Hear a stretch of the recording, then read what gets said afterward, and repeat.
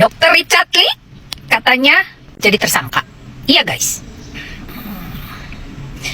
Ini akibat pelaporan Doktif. Iya. Udah lama ya berarti ya, baru ada prosesnya. Saya sih nggak ngikutin sih ya guys. Tapi ya mudah-mudahan apapun, siapapun yang melakukan kesalahan secara hukum, ya memang harus ada proses hukumnya. Semangat aja lah, semangat dan mendapatkan yang terbaik, gitu aja. Saya nggak mau terlalu berkomentar, tapi banyak banget video yang masuk untuk mengomentarin gitu. Dan di proses hukum itu udah pasti gitu. Oke? Setuju nggak dengan saya guys?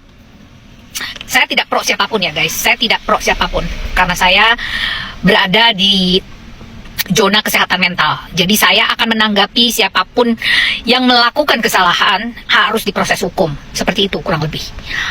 Bukannya Doktif juga jadi tersangka ya guys? Aduh, sorry, saya nggak terlalu mengikutin sih. Jadi ceritanya dua-duanya sekarang jadi tersangka, gitu. Kalau kayak begini gimana proses hukumnya ya? Aku bingung guys. Coba nanti aku konsultasi dulu sama tim pengacaraku ya. Oke guys, salam, kita gading.